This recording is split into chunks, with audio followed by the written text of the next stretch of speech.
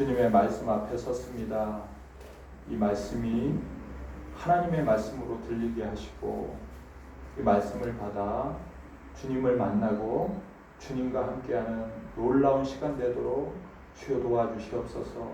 우리는 할 수 없사오니 성령께서 이 시간에 역사하여 주시옵소서. 우리 주 예수님 이름으로 기도드립니다. 아멘. 오늘 말씀은 고린도후서 11장 2절 3절 말씀 함께 보겠습니다. 고린도후서 11장 2절 3절 말씀 함께 읽겠습니다. 내가 하나님의 열심으로 너희를 위하여 열심을 내노니 내가 너희를 정결한 처녀로 한 남편인 그리스도께 드리려고 중매하미로다. 그러나 나는 뱀이 그 관계로 하와를 미혹한 것 같이 너희 마음이 그리스도를 향하는 진실함과 깨끗함에서 떠나 부패할까 두려워하노라. 아멘. 이 내용은 배경이 이제 사도 바울이 고린도 교회를 세웠죠.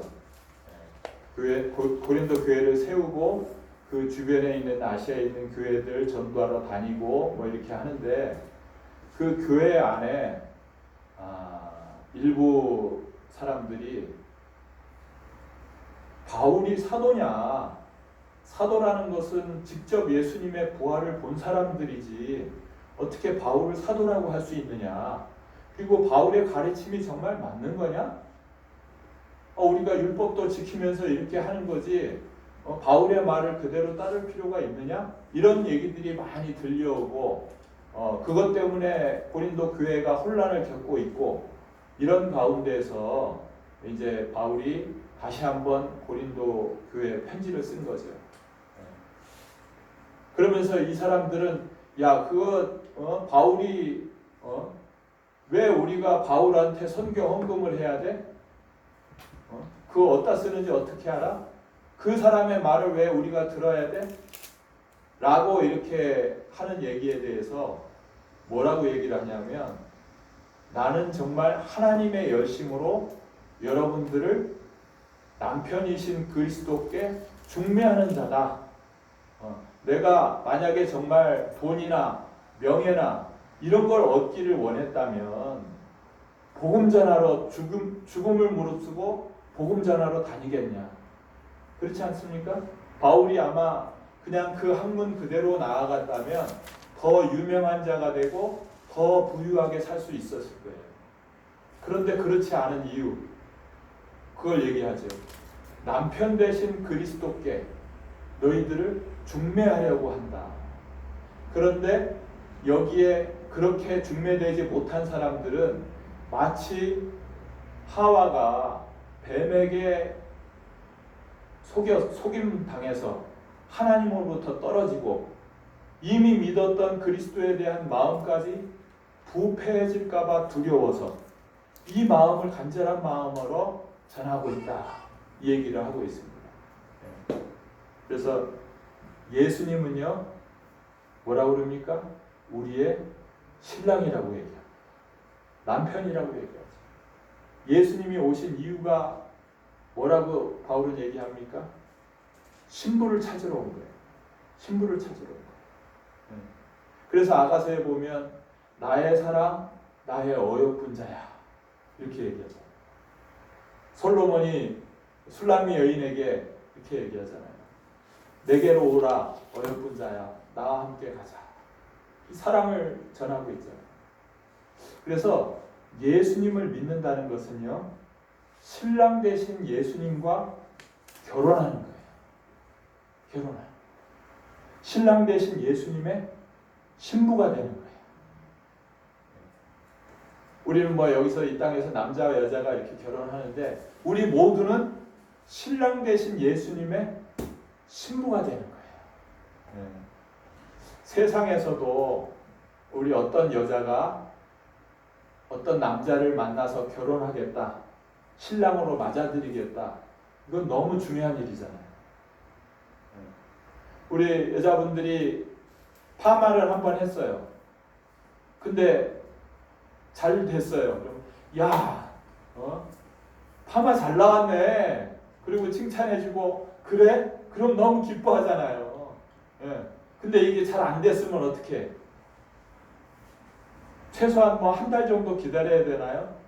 아니면 다시 시작을 하든가. 한 달 정도를 가요 이게. 야 파마 잘했네. 파마만 좀 잘 못하면 기분이 영 안 좋잖아요. 그죠? 저도 언젠가 이제 이발소에서 이발을 한 번 했는데 확 잘라버려가지고 이상하게 돼버렸어요.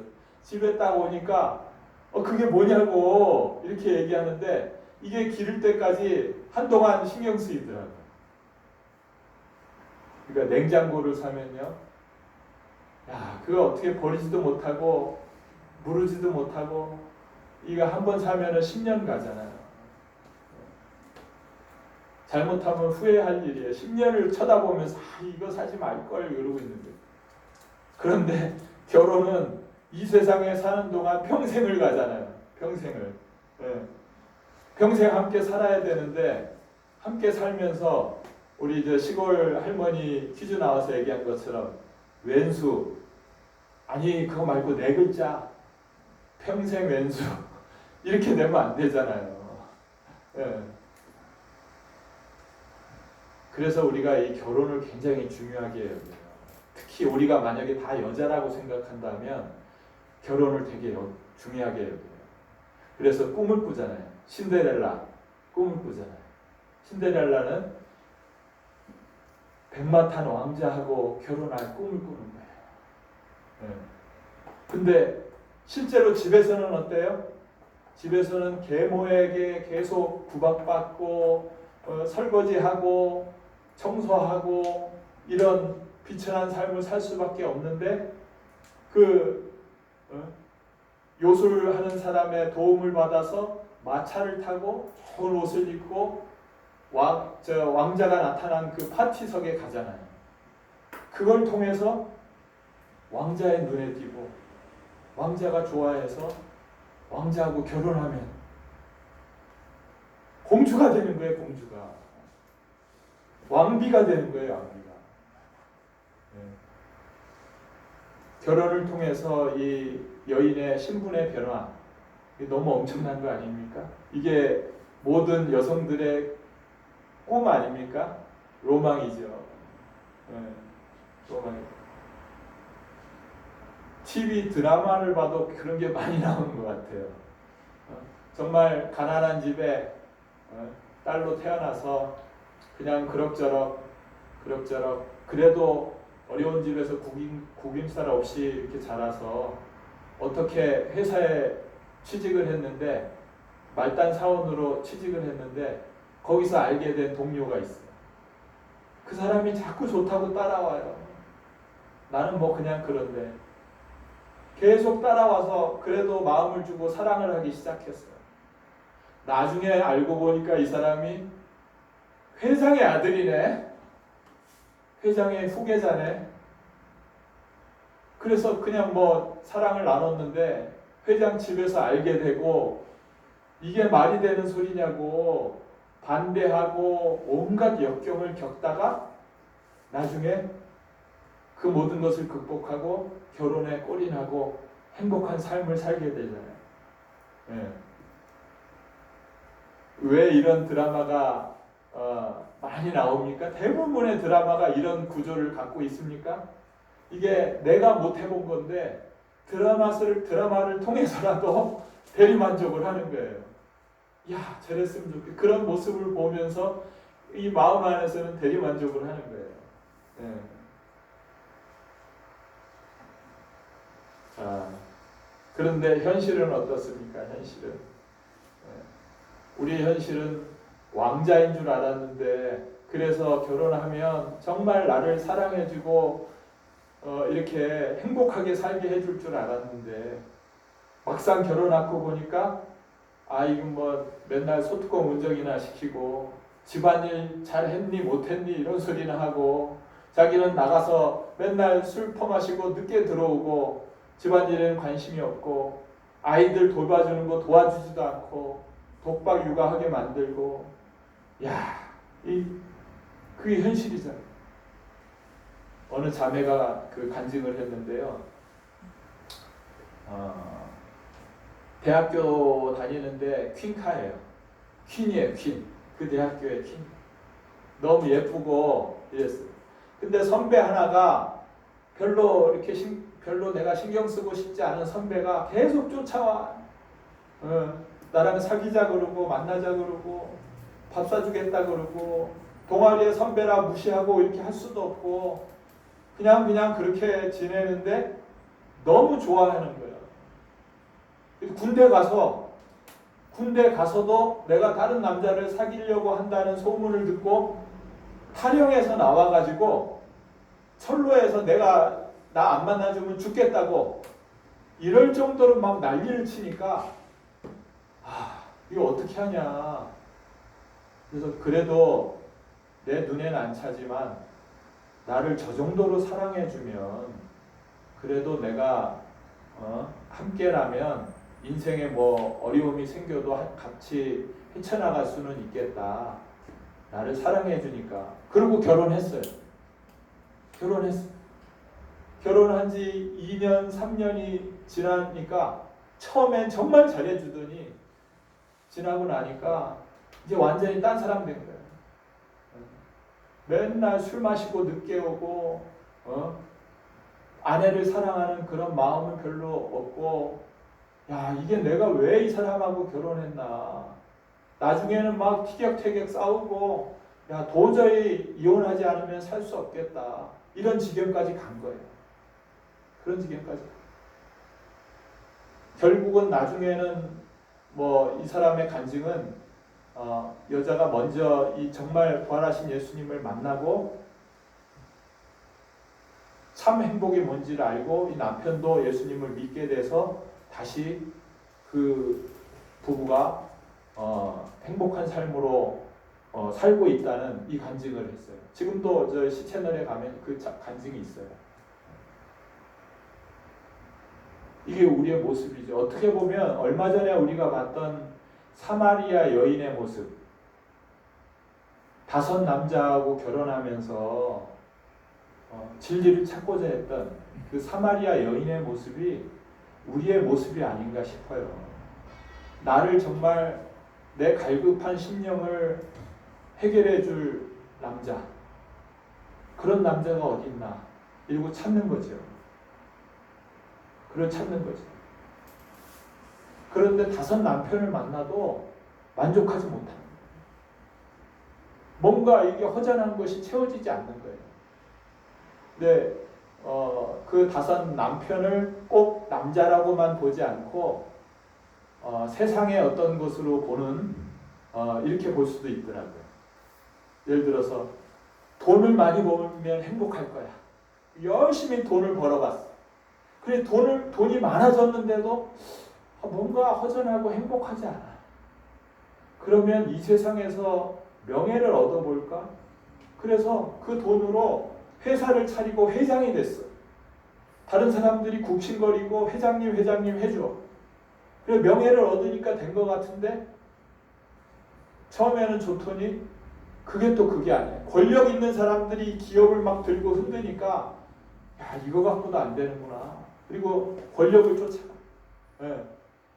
시장 선거에도 나가고 또 뭐 국회의원이 되기도 하고 대권을 바라보기도 하고 그러잖아요. 우리 뭐 저 그룹 회장이 국회의원 되고 나중에 또 뭐 대선에 도전하기도 하고 그런 일들이 많이 있잖아요. 그걸로도 만족하지 못해. 대통령이라고 해서 만족합니까? 영창 가고 또 죽기도 하고 그거 끝나면은 또 완전히 나락으로 떨어지는 거예요. 그러니까 막 이 세상의 쾌락을 누려보려고 마약도 하고 그룹의 3세들이 대부분 마약을 하더라고요. 뉴스 보면 뭘로 해도 해결되지 않는 거예요. 그걸 해본 사람들은 뭘로 해도 해결이 안 되는구나 이걸 아는 거예요. 근데 우리는 그걸 안 해보니까 이 문제는 돈 벌면 해결될 거야. 이런. 내가 승진하고 명예를 얻으면 해결될 거야. 그러고 살다가 끝나는 거예요. 나름대로 저는 어떻게 보냐면 이 사마리아 여인은 그래도 나름대로 정말 진리가 어디 있는가 찾는 여인이었구나 이런 생각이 들어요. 다른 사람들은 에이 뭐 이렇게 사는 거지 뭐 하고 그냥 사는 거예요. 다 그렇지 뭐 다 그런데 그냥 사는 거지. 그러니까 많은 사람들이 오래 산 사람들은 사랑하십니까? 그러면 에이 그냥 정으로 사는 거고 의리로 사는 거죠. 사랑보다는 이렇게 얘기하더라고요.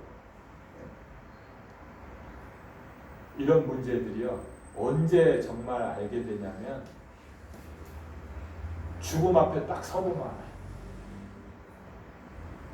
지금 내가 인생을 통해서 얻고자 했던 것들 그런 것 얻으면 행복할 것이라고 생각했는데 죽음 앞에 딱 서보니까 야 이게 아무것도 아니었구나.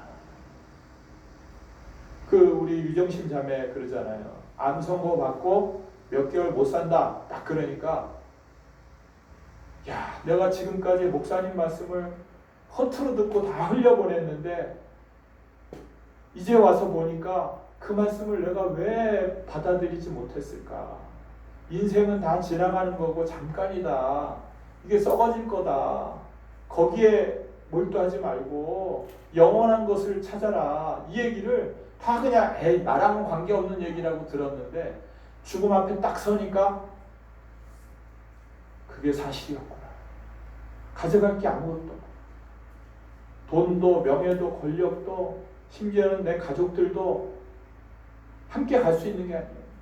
내가 죽음의 문턱에서 수술실 안에 딱 들어갈 때 들어가면 죽고 나올지 살아서 나올지 모르는 그 상황에서 내 남편도 내 자녀들도 같이 따라와 주지 못하는 거예요. 영원히 있지 않을 그것이 없구나. 그래서 사실 우리의 그 가족은 육신의 남편, 육신의 아내, 육신의 자녀는 딱 거기까지예요. 거기까지. 해주고 싶어도 더 이상 어떻게 해줄 수가 없어요. 그러니까 이 사마리아 여인이 어디서도 만족을 얻을 수가 없었던 거예요. 우리 처음 찬양했잖아요. 세상을 보고 뭐 사람을 봐도 만족할 것이 없었네. 만족을 못 찾는 거예요.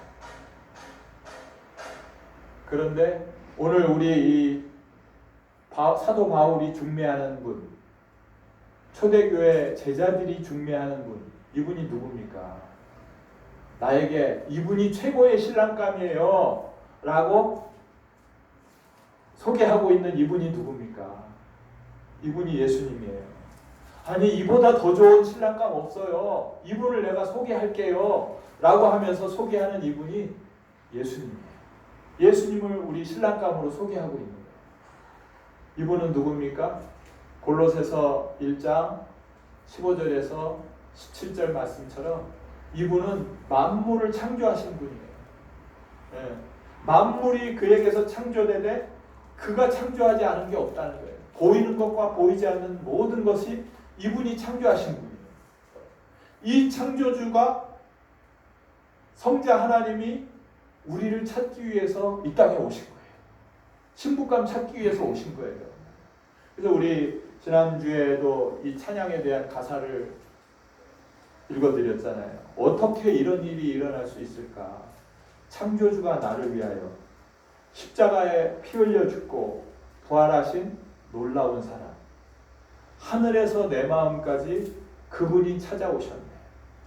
나와 함께 영원토록 사랑을 나누기 위해. 나와 영원한 사랑을 나누기 위해서 하늘 보좌를 버리고 이 땅에 오신 거예요. 나를 위해서 십자가에서 피 흘려 죽어주시고 부활하신 거예요. 아니 내가 영원한 생을 이분한테 맡길 거냐 말 거냐 결정하는데 이분이 누군지 알아야지요. 그래야 결혼하지요. 예수님의 부활을 통해서 이분이 누군지 보여준 거예요. 사도행전 17장 32절 말씀처럼 죽은 자 가운데서 살아나심으로 이분이 하나님의 아들이구나 증거를 주신 거예요. 증거. 로마서 1장 3절 4절 말씀처럼 육신으로는 다윗의 혈통에서 나셨지만 영으로는 죽은 자 가운데서 부활하심으로 하나님의 아들로 선포하신 거예요. 그러니까 이분이 누군지 아는 거죠. 부활이 있으니까 이분이 누군지 알 수 있는 거예요.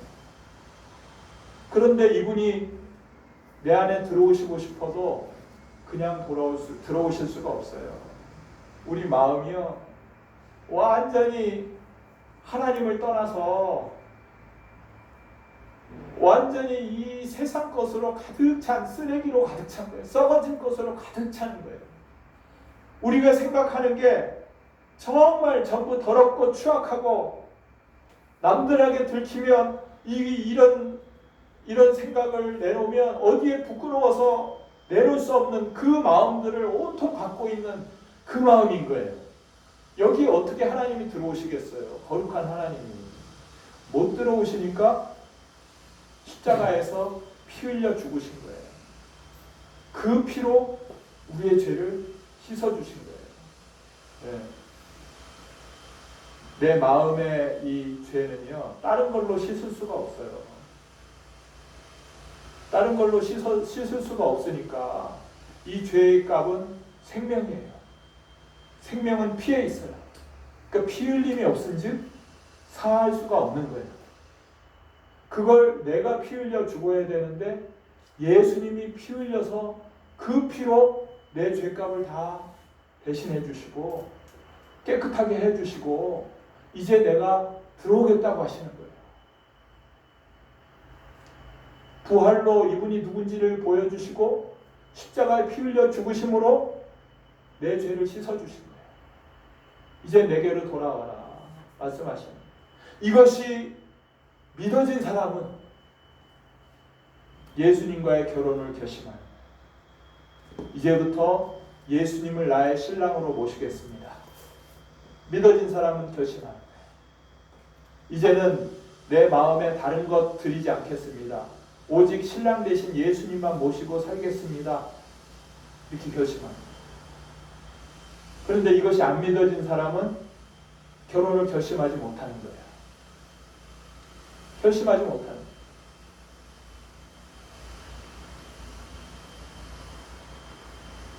거예요. 우리 여러분들은 무엇을 보고 지금의 남편과 아내와 결혼하셨습니까? 성격을 보셨나요? 외모를 보셨나요? 갖고 있는 재산을 보고 했나요? 사람들은 이런 것들을 보고 결혼을 하지만 예수님은 다른 거 보지 않으세요. 예수님은 우리의 마음을 보세요. 마음. 이 마음이요. 회개한 마음인가 이걸 보시는 거예요. 세상에 대해 내가 죽어야 돼요. 이제는 내가 지금까지 누리던 5 남편, 이거저거 찾고 있던 남편들 다 버리겠습니다. 예수님만 나의 신랑으로 모시겠습니다. 라는 회개한 마음이 있는가? 이제 오직 예수님만 나의 주로 모시겠습니다. 이 마음이 있는가를 보시겠다는 거예요. 그리고 나를 찾으시는 거예요. 결혼은 둘이 하나 되는 거잖아요. 연합하는 거잖아요. 내가 죄가 있고 더러워 있으면 결혼할 수 없는, 하나가 될 수 없는 거예요. 그러니까 회개해야 예수님과 결혼할 수 있는 거예요. 그것만 보시는 거예요. 그것만 보시는 거예요. 그리고 이따가 이제 식사하고 후식으로 포도를 같이 먹으려고 그래요. 포도를. 근데 이 포도가 어디서 났냐면 그 장날 여기 5일장 설 때 교회 앞에 이렇게 과일 장사하시는 분이 있어요. 여기 버스 정류장 뒤에. 그분하고 제가 이제 전도하면서 그 앞에서 전도를 자주 하니까 잠깐 오시라고 그러더라고요. 그래서 같이 앉아서 얘기를 하는데 이분은 뭐 교회를 다니지만 신앙이 그렇게 많지는 않은데 자기 여동생이 전도사님이래요. 근데 이제 10월 달에 그 분당 어디서 이제 교회를 개척하고 목사 안수를 받기로 했다는 거예요. 나이가 지금 59인데 이제 하는데 결혼을 안 했대요. 결혼을 안 하고 예수님과 결혼했다고 그러더라고요. 그러면서 이제 내가 쭉 그 앞에서 전도하고 있으니까 이제 남일 같지 않은 것 같아. 그러니까 이 포도 한 박스 갖다 주면서 힘내시라고 그러더라고요. 예수님과 결혼했다는 거예요. 예수님과 결혼했다. 근데 그뿐만 아니라 목회하는 사람뿐만 아니라 우리 모두가 사실은 예수님의 신부인 거예요. 예수님의 신부인 거예요. 예수님과 결혼을 하셨습니까? 그래서 예수님이 내 안에 들어오셨습니까? 이건 나만 예수님 안다고 해서 되는 문제가 아니에요. 예수님이 나를 알고 내 안에 들어오시겠다고 들어오셔야 되는 문제예요. 같이 사셔야 되는 문제잖아요. 네. 이제 그 예수님이, 나와 결혼한 예수님이 하늘에 가서 우리가 함께 살 처소를 준비하러 가시겠다고 가셨어요. 그리고 그 집이 준비가 되면 나를 데리러 오시겠다. 신부를 데리러 오시겠다고 약속하고 가셨어요. 그럼 우리는 어때요? 그 신랑이 올 때를 기다리는 거예요. 나를 데리러 올 때를 기다리는 신부예요. 네. 빨리 오기를 원하십니까? 빨리 그 하늘나라 가기를 원하십니까? 그게 마라나타죠. 마라나타. 주여 어서 오시옵소서. 마라나타. 제가 주님이 빨리 오시기만 고대합니다. 네. 내가 빨리 죽어서라도 또 그 나라 가고 싶습니다. 이 얘기죠. 소망이 여기에 있는 거예요. 세상에 소망을 두고 있는 게 아니고 하나님 나라에서 예수님과 살 그 소망을 갖고 있는 거죠. 그 소망. 네, 이번 주에는 어느 자매님하고 만났는데 이제 암이 췌장에 있는데 그것이 간으로 전이가 됐대요. 그래서 많이 슬퍼할 줄 알았는데 그래도 이 얘기를 담담하게 그대로 받아들이고 또 신부로서 신랑을 기다리는 마음으로 언제든지 주님이 부르시면 거기에 소망을 두고 살아야 된다. 이 얘기를 담담하게 받아들이더라고요. 그리고 교회에서도 한번 그런 문제들을 교인들 앞에서 간증을 했다고 그러더라고요. 이 고통과 이 과정을 통해서 신앙이 정말 많이 성숙했구나. 우리의 삶은요, 이 세상에 소망을 두고 사는 삶이 아니고 하늘나라에 소망을 두고 사는 삶이고 또 예수님, 신랑 되신 예수님이 나를 데리러 오는 것을 기다리며 그러면서 기다리는 거룩한 신부의 삶인 거죠. 근데 언제 오실지 모르잖아요. 언제 오실지 모르잖아요. 그때 깨어 있어야 되는 거예요. 그래서 열처녀 비유가 있는 거예요. 언제 오실지 모르는데 등불을 준비한 5처녀는 들어가지만 준비 안 한 5처녀는 못 들어가는 거예요. 곧 오시겠어? 나 사는 동안 오시겠어? 그리고 내 마음대로 다른 일 하다가 살고 있다? 큰일 나는 거예요. 그래서 항상 깨어 있으라고 얘기하는 거예요. 오셨는데 정결하지 못한 그리고 간음하고 있으면 데려가시겠습니까? 안 데려가죠. 우리 신부 될 사람이 데리러 왔는데 보니까 다른 남자들 만나고 사귀고 이러고 돌아다니고 있어. 데려가겠어요? 못 데려가죠. 못 데려가죠. 결혼했는데 온통 마음은 다른 남자들에 가 있어요. 같이 살 수 있겠습니까? 안 되는 거죠. 우리가 그런 모습이 돼서는 안 된다는 거예요. 우리가.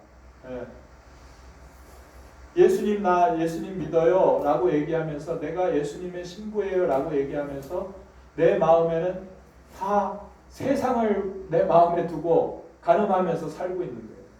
이게 영적인 간음이잖아요. 우리가 얼마든지 그럴 수 있는 사람들이기 때문에 내가 예수님의 신부라는 것을 기억하고 예수님만 나의 주로 모시고 다른 것 드리지 않겠습니다. 이 고백이, 이 마음이 정결하게 유지되기를 바라는 거예요. 우리 너무 이것을 쉽게 바꿔버리잖아요. 예수님과 이 세상을. 구원파에서 뭐라고 해요? 나 예수님 영접했으니까 구원 받을 거야. 어떻게 하든지. 이게 구원파예요. 근데 우리가 그게 잘못됐다고 얘기하면서도 많은 사람들이 똑같이 그렇게 살고 있어요. 나 영접해서 예수님 믿어 구원 받을 거야.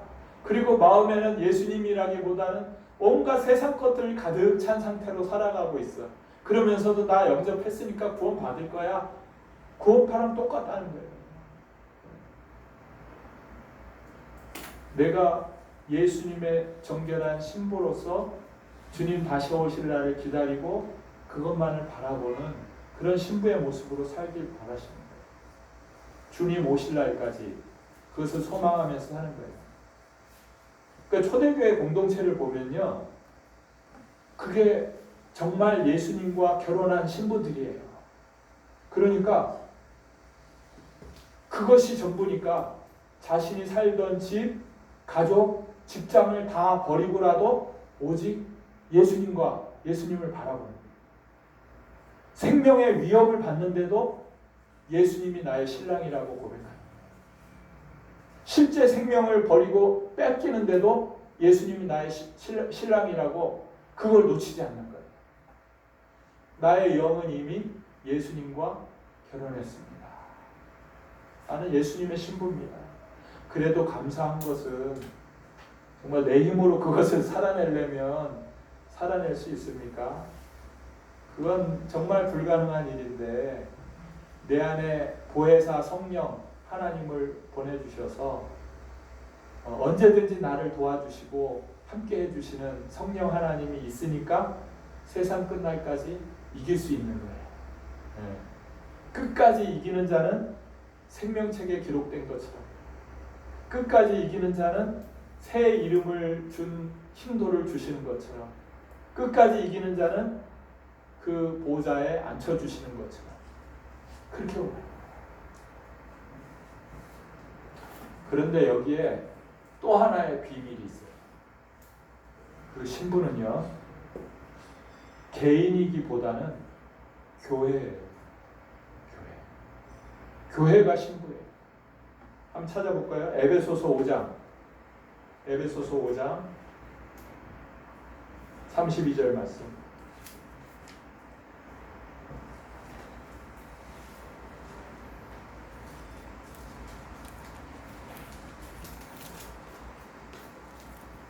이 비밀이 크도다. 나는 그리스도와 교회에 대하여 말하노라.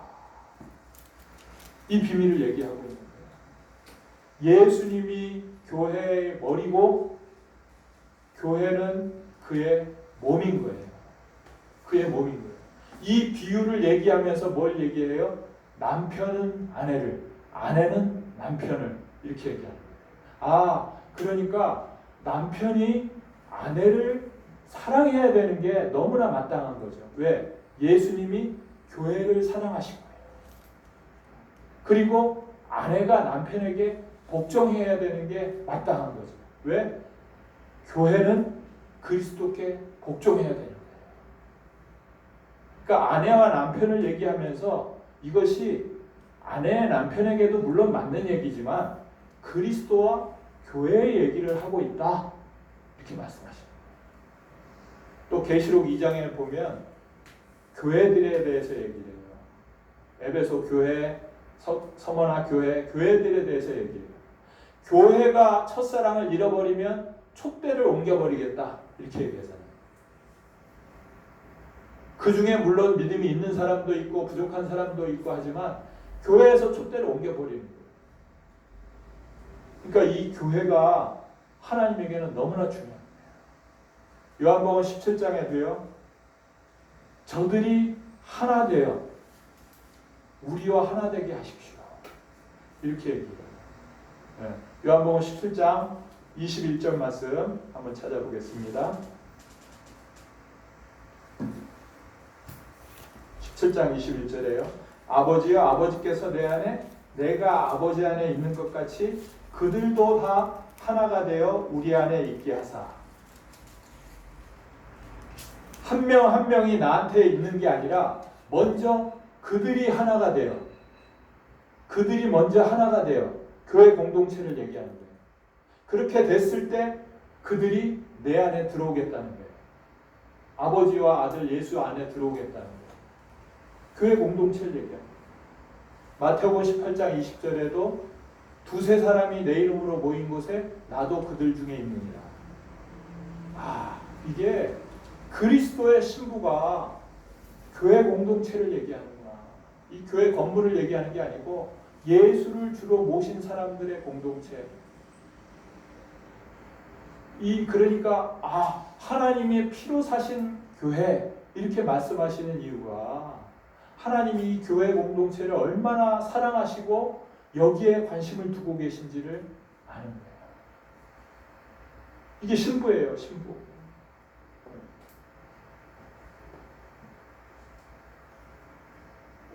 물론 그 가운데 이제 그 개인도 있을 수 있지만 하나님의 눈으로 볼 때는 신부는 교회다. 신부는 교회다. 에베소서 2장 20절 말씀부터 보면 예수를 믿는 사람들이 서로 연결되어 성전으로 지어져 가고 그 안에 하나님의 영광이 함께 하시고 그 안에 내가 함께 할 것이다 말씀하고 계십니다.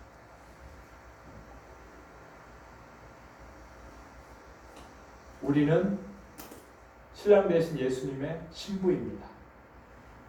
또 그 신부는 교회 공동체입니다.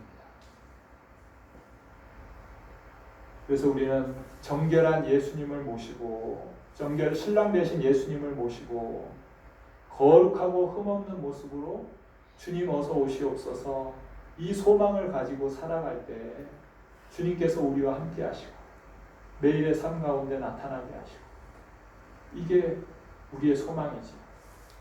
소망하는 사람은 인내하게 됩니다. 소망이 있기 때문에 인내할 수 있는 거예요. 소망이 있기 때문에 신랑 되신 예수님 오실 날을 기다리며 그 기쁨으로 그 설레는 마음으로 기대는 우리가 되어야 될 줄 믿습니다. 우리 공동체가 그런 삶 가운데 살아갈 줄 믿습니다. 기도하겠습니다.